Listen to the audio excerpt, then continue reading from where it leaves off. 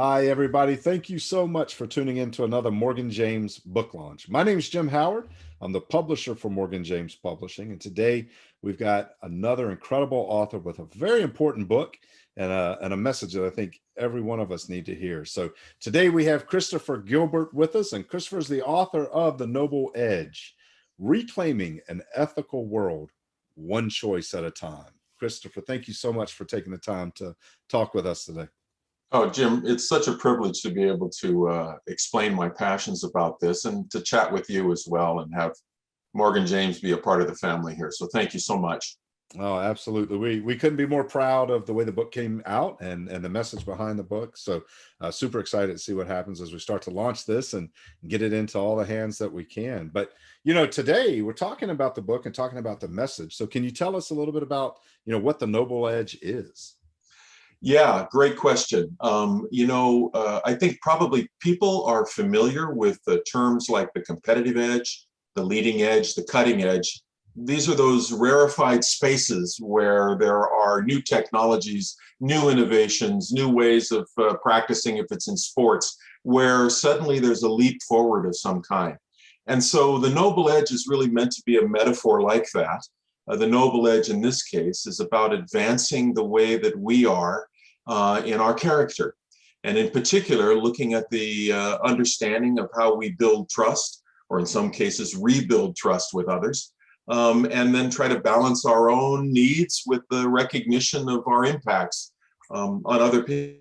So just a new way to look at our relationships from the perspective of continuous trustworthiness or consistent good decision making.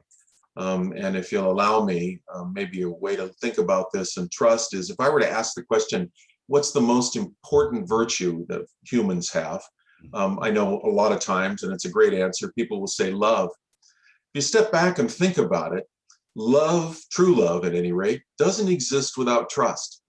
So in fact, you could look at all the human virtues, like you might look at love and say, trustworthiness is actually the foundation of all human virtues. You name the positive virtue, and we understand that trustworthiness is one of the ways that it's basically animated. So you can't have a loving relationship, or at least a deep loving relationship with someone that you don't trust or that doesn't trust you. So the noble edge was really a way to try and refine a quick term that talked about this change in our characters, which, by the way, is a lot easier than we think it's going to be. And that's what my book's about.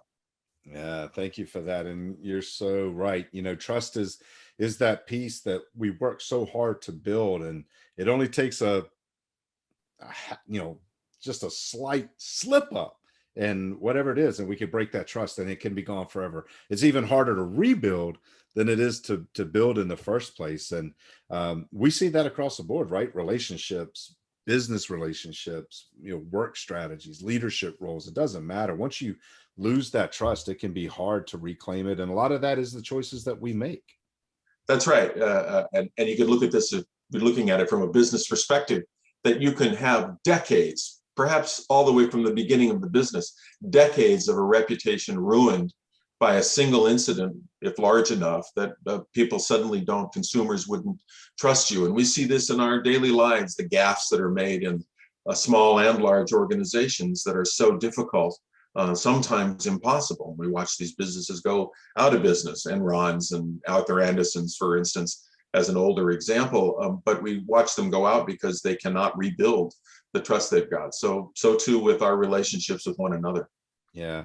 And I think with social media, not to keep going on this one conversation piece here about the book, but, even with social media, I think it opens us up to the world really kind of seeing who we are as individuals. And we see that a lot of times, that if we lose sight of who we have built that trust with in that instant, a tweet, a comment, anything we say or do can rip that away from us.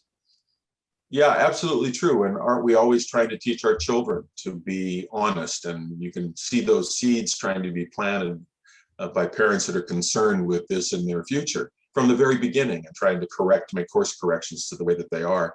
I think if you step back at the 10,000 foot level and look at it, part of what my book, The Noble Edge, is actually trying to create in people is this question mark about, we can either believe that ethics and good choices that are made by people that we're interacting with, whether they're making decisions about us or vice versa, we have to make decisions about something going on with them. Either that trust and whether they're being honest and there's integrity there changes from time to time, place to place, and person to person, and is really the luck of the draw. Or I think the better world vision is that we're actually thinking about trust and honesty and all of these, and we understand that one choice at a time, we can start to begin to change this so that it isn't iffy. It isn't something that may or may not happen. It isn't something that's the luck of the draw, but in fact, we're creating a world where there's a consistency in understanding that. And if you just step back for a moment and think about what that world might look like, if we can indeed trust all of each other, or certain people that we're not trusting at the moment, what would the world look like if we had that basis with people? And again, how do we build that? It's not impossible. It's not a utopia, although there'll be some people that believe that ethics is the luck of the draw. And that's part of the reason we've got the world that we're in now. So the book is really meant to empower people to be able to think one choice at a time, how we might be able to change our lives, our close relationships, and if the book works, globally, how this world can start to look like if honesty is really the driver for the way that we work with each other. Yeah, perfect. That's so beautiful. So, books on ethics, choices, often, mindsets, sometimes they can be a little tricky to relate to. But what makes this particular book, the book that you wrote, Noble Edge, what makes it accessible to everyone? That's a really good question. I'm glad you asked, because I think that is the major difference between this book and a lot of other books on the ethics and moral development. Yeah. As we've seen, especially over the last few years, we've got these alternative facts, we've got backroom deals, we've got truths that seem to be changed from time to time and place to place. Even now, when people are considering this idea to vaccinate or not to vaccinate, there's an awful lot of understanding that this is really about me, and not thinking beyond that. So I think about these questions that I get as I do different seminars or speeches or presentations, or even in the graduate and undergraduate classrooms that I've served. People are starved for solid ground upon which to make good ethical choices. And I've never seen people be the loudest about being that starved over the last 30 plus years that I've done this work as they are right now. And as you pointed out, for so long, ethics has been the purview of deep thinkers or philosophers or religious leaders. And somehow that's put some kind of a gap between us and the people that we think we know understand how to make these choices better. And so ethics is often seen as very gray, very fuzzy. It's very hard to make a choice. This choice seems right, even though it's opposite from this choice, which seems right to others.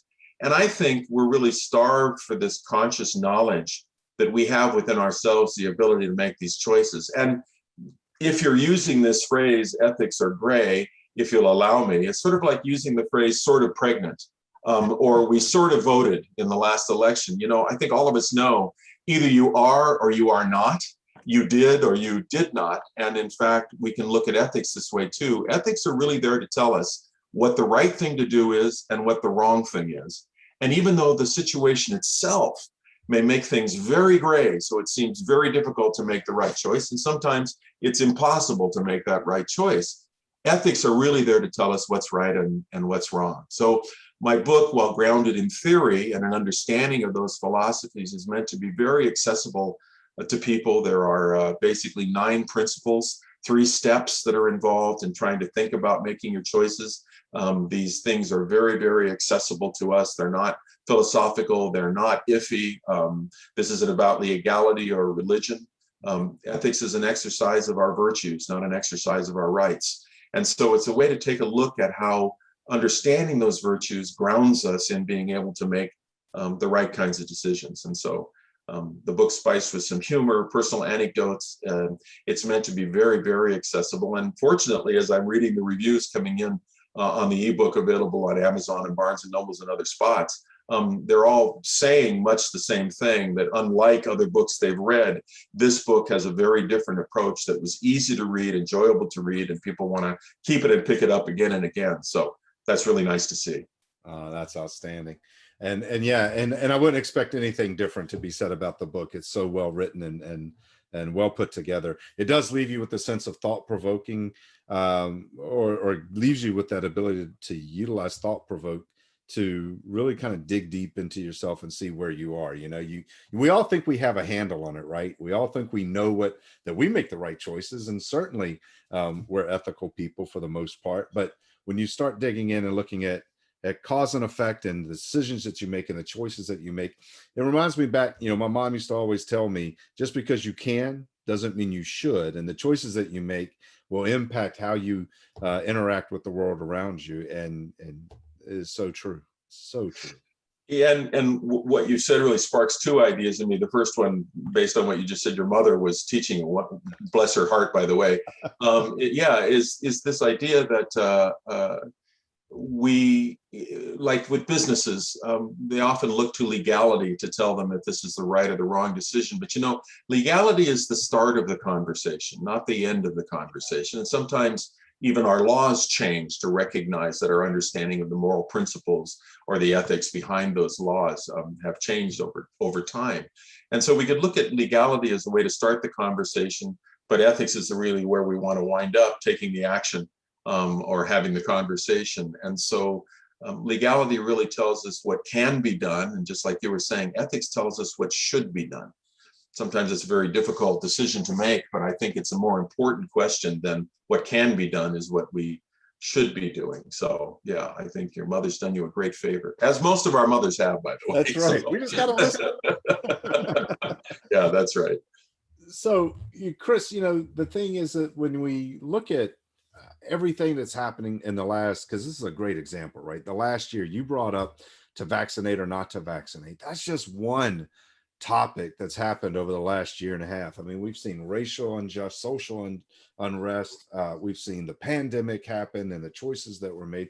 The election came into play. I mean, there's so much that really, I think, has brought a lot of questions, a lot of concern about ethics, especially in America. So how would you address the question, is America's moral compass off course? Yeah, this is probably one of the more outstanding questions I get when I'm speaking or talking to others about the book. And I think the short answer to this is yes, off by degrees. But I'm going to guess if we really look at why, it winds up surprising most people.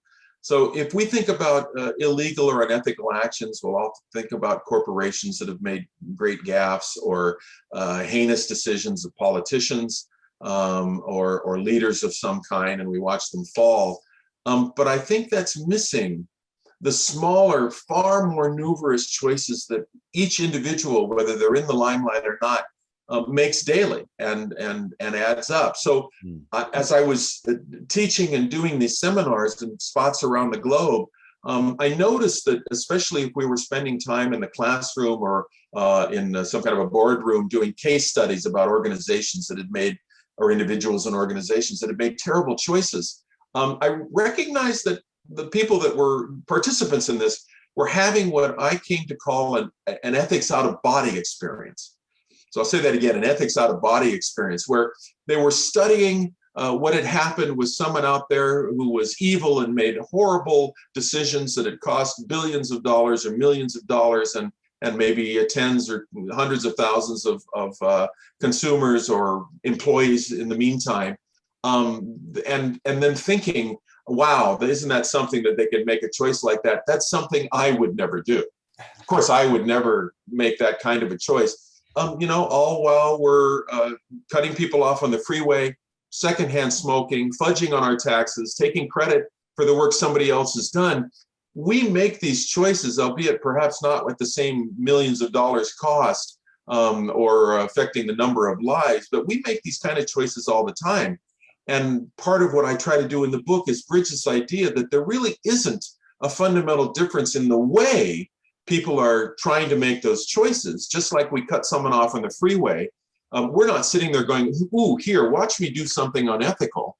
Or should I do this unethical thing? No, we rationalize. Of course, it's all right to cut someone off on the freeway right now. I'm in a hurry. I need to get back to my family. I just got out of a traffic jam. I'm mad at who was in front of me driving so slowly. I'll show them. There are ways that we rationalize what is essentially an ethical choice because it's had a negative impact on somebody else, even though they may have been negatively impacting us. But it's a way to think about that way that we make the choice. And so, as I said before, I think you brought it up yourself in this example when you were phrasing the question. When I do presentations, especially, I will often ask the audience at the beginning this sort of surreptitious question and say, okay, so you knew this was going to be a talk about ethics. How many of you came here today because you're unethical? Well, of course, very few, if any, hands are raised, in that session, because that's not why someone's there. And I say, at that time, I say, well, you know what? I understand that because really, you're not worried about you. You didn't come here for you. You live by the highest standards. I said, so it's really that person on the left and the right and in front of you and behind you that you're most concerned about, isn't it? And of course, that's when the hands go up, right? Because I say, how many of you are glad that those people came here today? And of course, there's some humor in all of this. But I think that points to this idea that somehow we think it's the bad people that make unethical choices, and we're the good ones that always stick to the ethical choices. And I wanted to build this bridge and try and create an understanding that the way that we look at ethics may in fact be getting in the way of understanding how to change the way that we make choices. And that's why one of the examples I wind up using in the book several times is, again, you can, I see a cross bridge, one guardrail, and another bridge that you're crossing doesn't have any guardrails. So first of all, which one would you choose? Well, my guess is you would choose the one with the guardrails.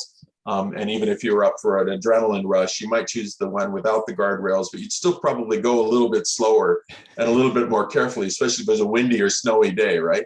Yeah. So we look at the guardrails on the bridge, and I think the analogy here is that this is really what ethics are supposed to do to us. We look at those guardrails and go, thank goodness they're there, because they allow us to go just as fast and just as quickly as we'd like to go.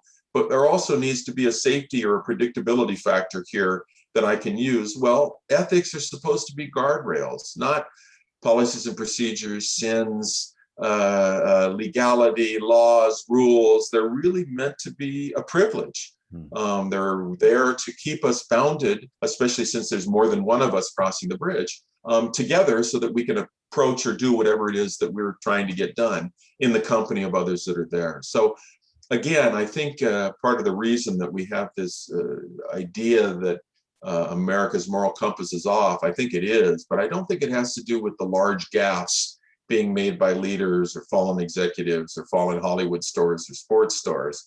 I think it has to do with us sort of separating ourselves from the total pot of ethics, if I could talk about that, with our daily choices. And again, this is what my book has really focused on. Well, how can we think about our daily choices differently? And can we actually see right away some change that begins to occur as we make those decisions slightly differently? So it turned out to be a remarkable thing that my PhD research, which I put together before I did a lot of the teaching that I did, was able to prove. And I won't go into that now unless you've got a specific question about it. But it isn't just me that thinks this. I think as people read this book, just an awareness that there's another way to think about ethics in these 3 steps that are part of the book. Actually, just the awareness that that's there actually makes people begin to change their behaviors. So, yeah. Well, thank you for that. And you guys out here watching today, the one thing I can tell you about this book is it is written in such a way that all of us can understand it, can apply it, and can start to understand what ethics is all about, and more importantly, how our choices can impact the world around us and our world internally as well. This is so well put together, Chris. I think the illustrations you said, the humor, the way you bring it to life, it's just like we're having this conversation right now. It's non-threatening, but such a powerful conversation on something that we think we all need to understand a little bit more about. So I know people are watching this today. They probably have questions. I'm sure that they're wishing that I had asked something else, or maybe they want to just connect and figure out what you have going on outside the book and with the book. So, what's the best way for someone watching this to get connected with you?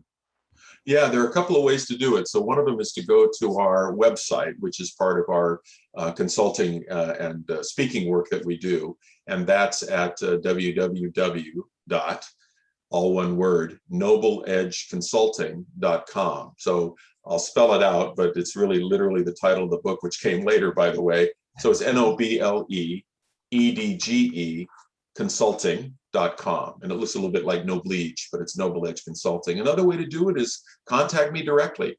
You can use my email address, which is Chris G at same thing, nobleedge.com, and you'll be able to get a hold of me directly as well. So, and I welcome that. We've got Twitters and tweets. We've got the hashtags. Ethics are us is our hashtag, and we were happy that that was available. I was surprised actually that that was available. So, and the Facebook page and others. But if you go through the website, you'll be able to get all of that as well, and information about the book.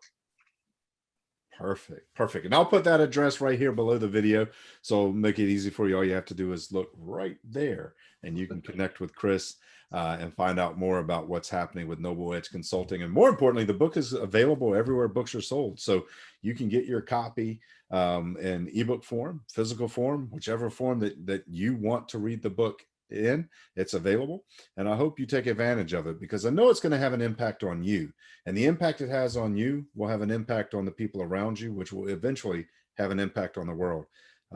Chris, thank you so much for one, doing the research and going through the journey and putting this book together in such a way that people can grasp what ethics is about in a fun, easy to understand, very concise manner, but deeply thought-provoking. And thank you for taking the time to talk with us today.